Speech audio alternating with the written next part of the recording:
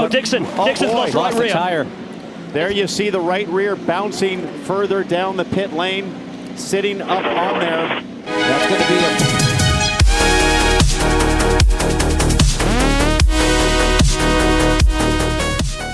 NASCAR set a new record. IndyCar woke from its long winter's nap, and F1 fled Islamic repression. All this and more next on the Pit and Paddock Racing Show. It's been a year of miracles. USA Hockey beat Canada twice. The United Kingdom still thinks it's a real country. And former Garden Gnome Tyler Reddick became the first NASCAR driver to win the first 3 races of the season. Wow. He also drove the ugliest car to ever win the first 3 races of the season. Oh, can't get rid of that stupid car. SVG finished second and Christopher Bell third. Let's start in on the race. Tyler Reddick started on the pole, but quickly handed it to Chase Briscoe in turn 1, who then gave it to Blaney, who then promptly pulled away from the field. It kind of felt like the Pony Express. The Fords were quick there for most of the race. I didn't know Fords could get off at corners that quick. No. Apparently they're not too bad. Blaney was setting fast laps all day. Ross Chastain stayed out while most of the field pitted, so he won the first stage. SVG pitted, fell back to 20th, and made it all the way back to second for the end of the stage. Do we really need stages on a road course? I think they should just go green through it. If they want to award points, fine, then I don't know. It's just a nice little caution thrown in for a TV break, I guess. I needed a TV break to wake up because that wasn't very exciting. That got a little slow there for most of the race. Thanks, Tyler. On the restart, Reddick got past Blaney into turn 1. And that was pretty much stage 2. Wow. Just a lot of... It's like Monaco. Yep. Little Ty did stay out to win the stage, so congratulations. I really expected more excitement with stock cars on a road course. I've seen more action at a Mensa convention. You're going to want to have to watch the truck race on Saturday at St. Pete for exciting stock cars on a road course. Yeah, what happened to Sonoma where they push each other all around and... I don't know. They just... The beating and banging doesn't happen as much. Maybe this track's a little more open. Chicago had a lot of banging and hitting things. Yeah, not a lot of extra room there for moving around too either. The third stage, Ryan Blaney caught Tyler Reddick around lap 50 and then tried to pass him, but he didn't. Nobody was passing Reddick. Nobody. Michael McDowell tried a different strategy to get the win again, kind of like at Daytona. Didn't work out for him. Like supporting men in women's sports. It's not working out for anyone. Caution fell at the wrong time. Could it have worked? He had to get real precise on that caution coming. Lap 76, Ross Chastain lost a tire. That's when Alex Bowman pulled in and got out of the car because he was very sick, apparently. And then they just picked a random person walking around the garage to finish the race for him. That's what it looked like. It was... And then they had to bring the EU safety inspectors over to make sure everything was okay. What was that about? I don't know. It was... They picked, apparently, Myatt Snyder, who had run bush races in the past, was down there. What a weird situation. Just sort of like, you, come here. Get in this car and drive it. What? Yeah, come on. Just walking around in his fire suit in case he got a shot. Like Ricky Bobby. Yeah, does he just have it? Man, I guess if you have a fire suit, bring it with you. You never know what's going to happen. Paid off. Where's he going? I have a fire suit. Get in the car.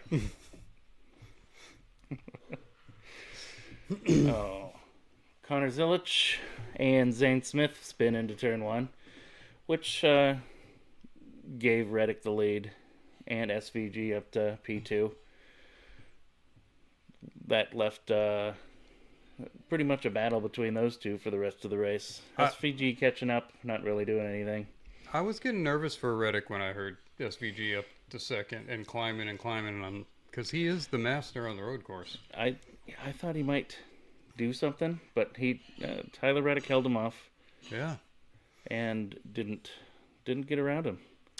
My favorite moment of the race would be 13 to go when Kyle Busch decides if he ain't crashing, then someone's crashing, because then he booted his teammate. The Kyle Busch crashing someone else moment of the race. Yeah.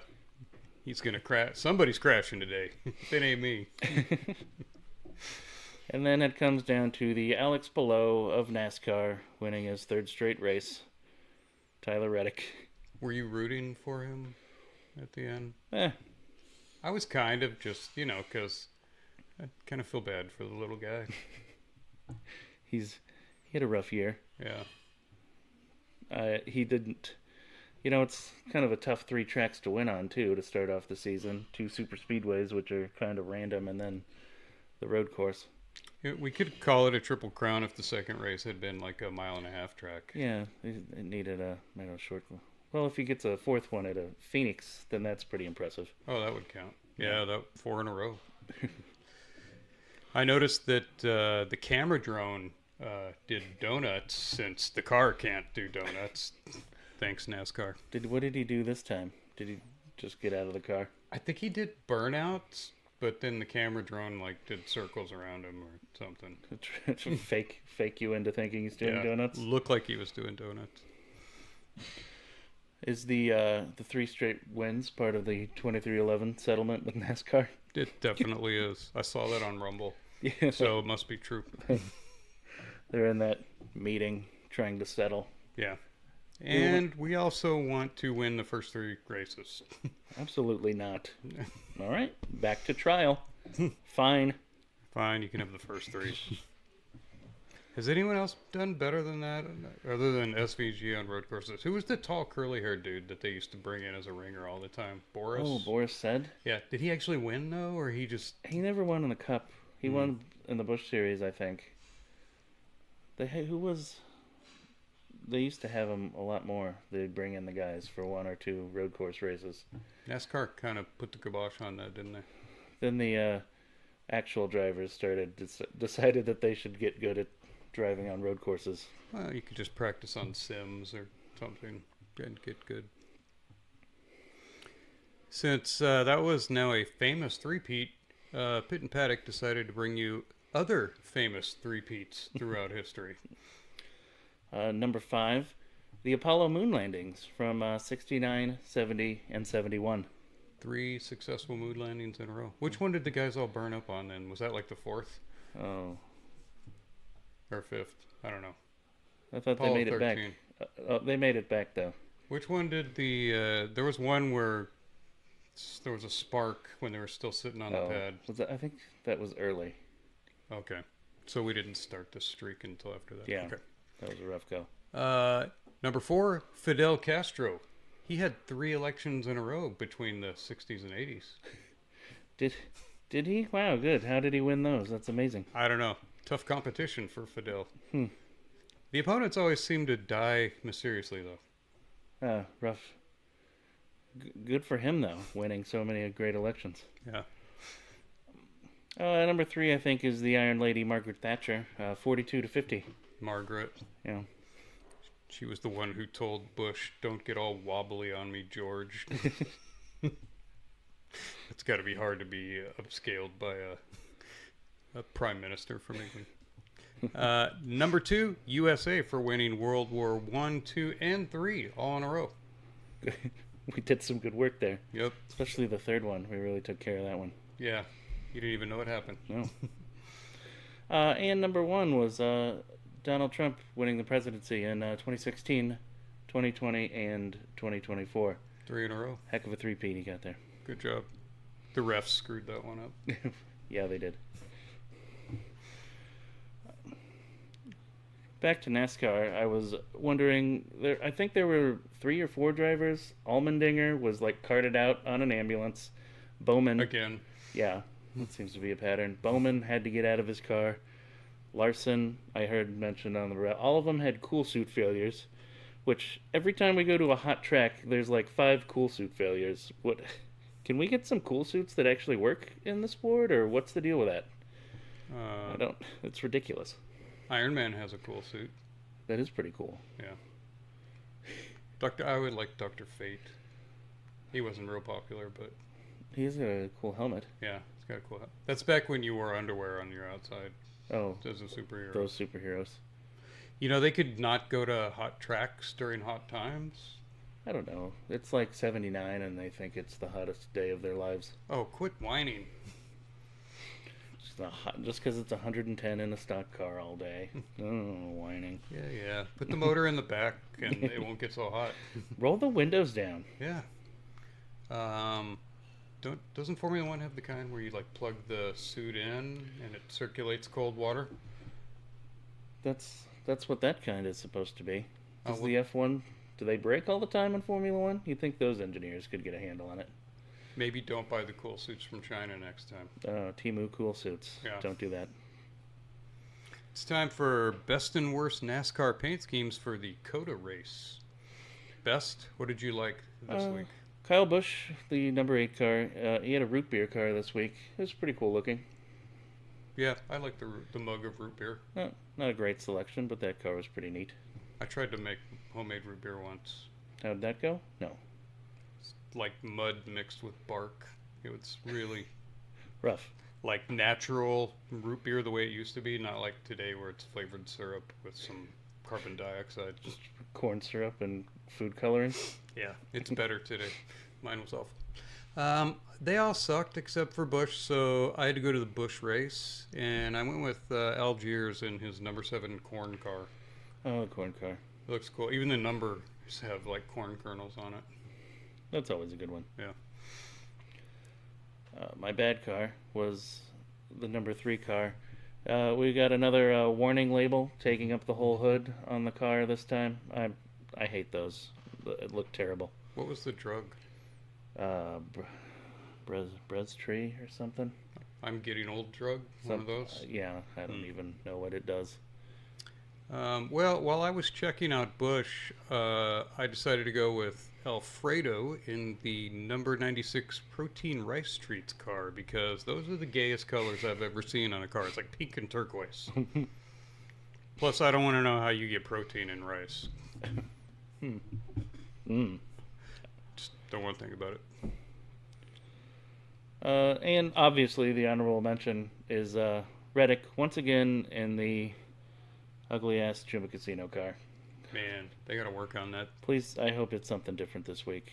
Just that car is going to be in all the history books for racing. Now, that car, that ugly car. He has like the monster car or like one of the Jordan cars or something. Can we do something else, please?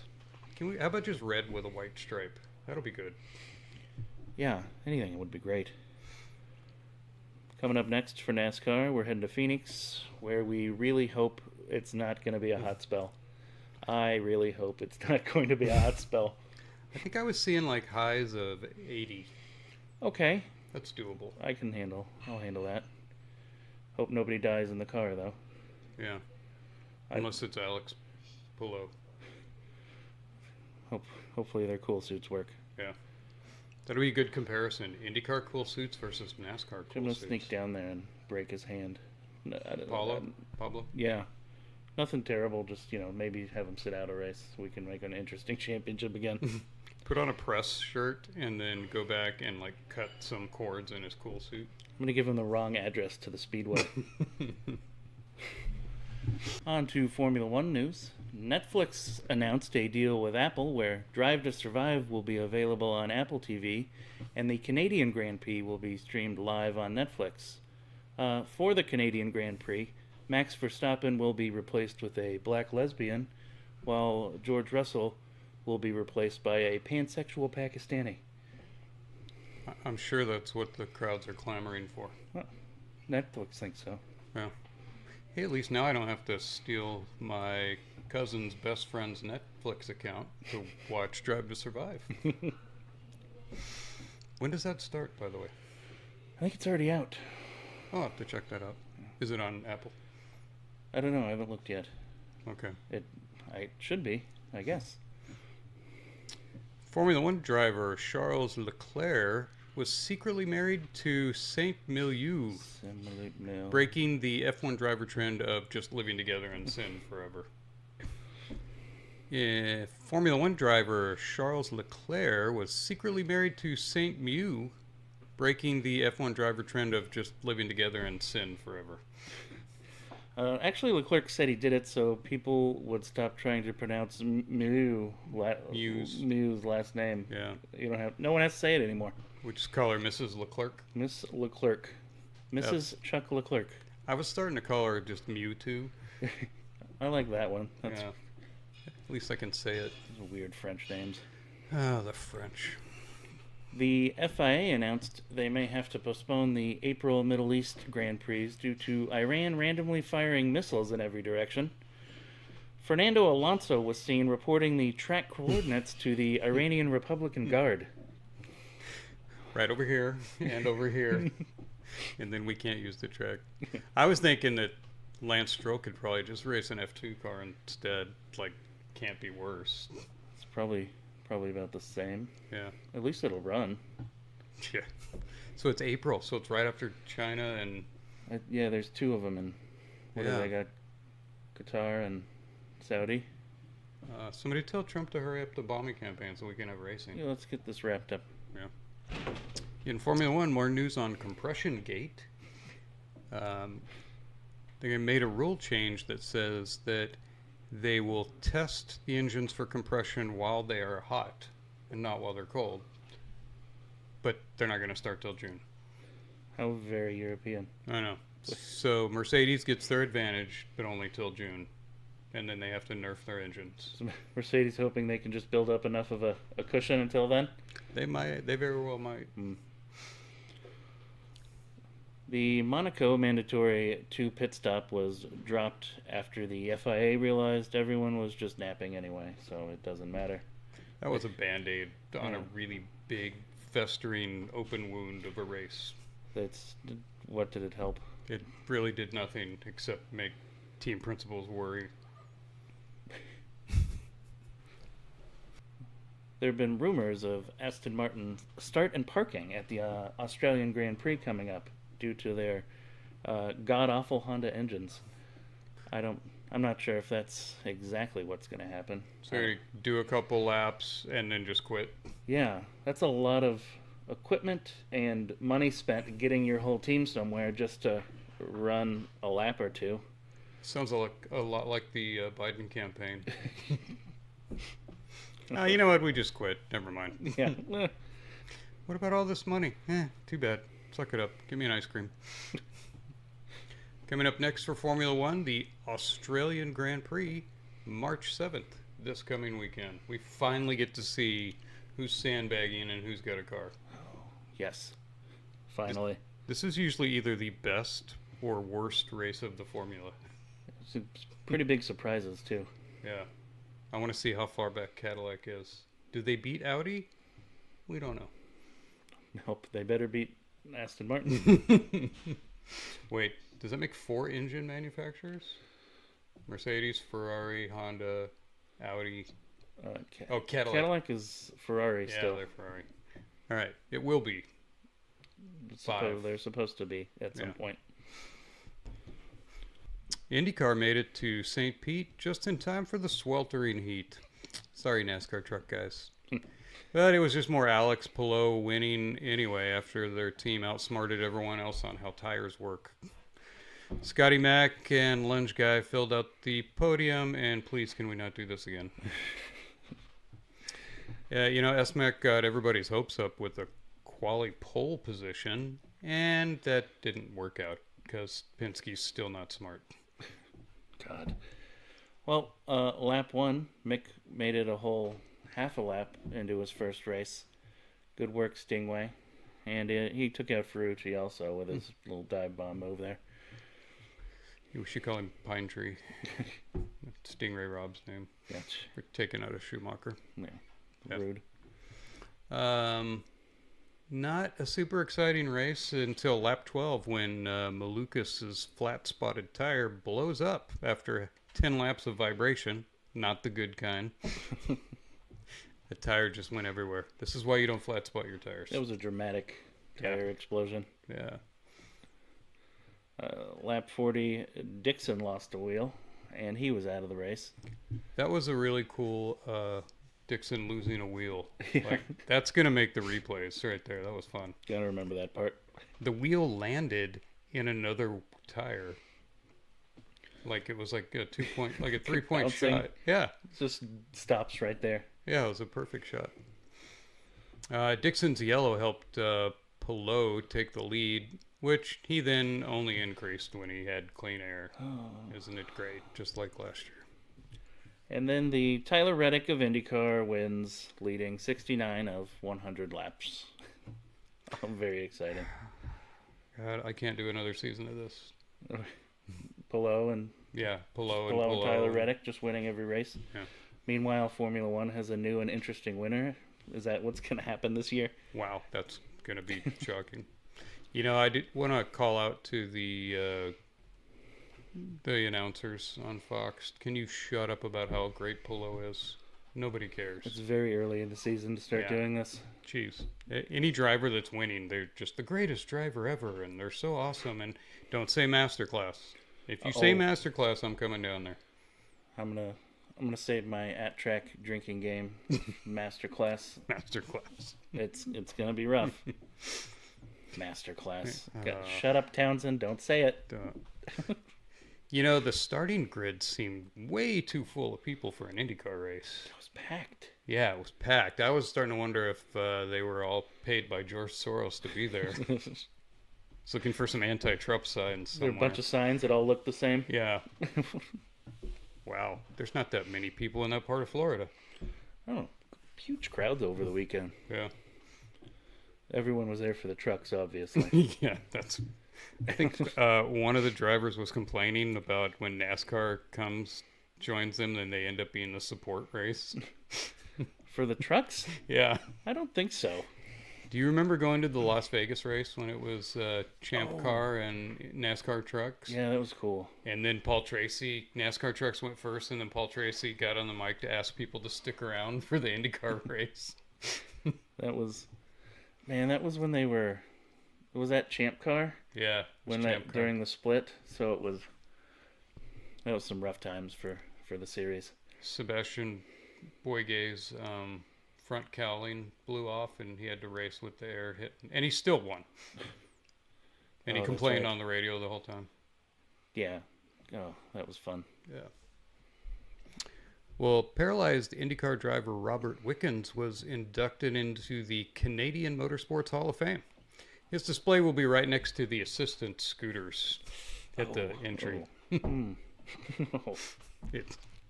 Sorry, Robert. I didn't know they had enough Canadian motorsports people to have a Hall of Fame. Paul Tracy. Yeah. We got Wickens. James Hinchcliffe. Oh, Hinchcliffe? Yeah, I guess he counts. How about, who's the other guy that got killed? Wasn't he Canadian? Greg Moore. Justin Wilson? No, he was British. Justin Wilson was. Greg Moore was Canadian. Oh, was Greg? They all get killed. Except Paul Tracy. I'm out. I'm running out of. Jacques Villeneuve. Oh, that's right. Well, he's like most of the museum. Probably. And Gilles Villeneuve. Yeah. It's probably the two. Which one got the track named after him? That was Gilles? Gilles. Okay. What are you going to name your child? Jacques? But okay. Very French Canadian. Okay. In IndyCar news, McLaren and Ganassi reached a settlement on the Pablo lawsuit. Pablo has to spend 1 weekend a month at McLaren, and they get a tiny replica trophy of everything he wins so that they can pretend like they won too. That's fair. Just, a little one. Yeah. Good for them. Holidays? Does he come over on holidays every other? Split holidays. Yeah. They also get $12 million, so that's pretty good. Oh. Who's paying that $12 million? That's what I want to know. Those championships and race wins, probably. I think Chip Ganassi's going, I didn't break any contracts. Don't look at me. I ain't paying your $12 million. You get out there and win those races. Yeah. Coming up next for IndyCar, Phoenix with NASCAR. I did not see that coming. Them coming back to Phoenix after how horrible those 3 races were. Hopefully they're not horrible this time. Yeah. Crowd will be better. You could just make the tires suck like NASCAR Cup race did for the championship. Yeah, that makes it interesting. Yeah. Just crappy tires. In other news, Trump unleashed a massive bombing campaign on Iran, taking out Supreme Leader Ayatollah Khomeini and most of the Iranian leadership after learning that Iran was receiving daycare funding from Minnesota. Oh, that's too bad. Can't have that. Well, congrats to the new Ayatollah, Marco Rubio. Oh, now he's got Venezuela and Iran. Yep. And California soon, once we liberate that. Oh yeah, when are we liberating California? No, not soon enough. I think they used to call it a satrap was the title. Like, you know, like the emperor sent you out to govern a province. A satrap, Yeah. yes. Well, Trump named the Iran bombing campaign Operation Epic Fury, so Pitt and Paddock brings you the top 5 names of the next phase of Iran's destruction. Number 5, Operation Make Iran Great Again. That's an easy one. Easy one. I'm going to go with Operation Nehemiah's Dividend. He's the Hebrew that Darius, the Iranian prince, said, go rebuild Jerusalem. That one makes people think. I know. See, the dividend's coming back. And the Jews are involved. Operation Trump Resort. That one's pretty easy. Oh, yeah, there's some good mountain places there. He could build a ski resort. A lot of coastline, too. Oh, yeah, some nice coastline. That's number 2, Operation Orange Crush. Because, you know, Orange Man. And number 1, Operation Pallets of Fury. It's always better than pallets of cash. Yeah. That's what, oh yeah, Obama sent them pellets of cash. That's right. That's it for the show.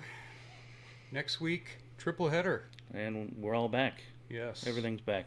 Everything's Finally. back, and we can have a proper show again.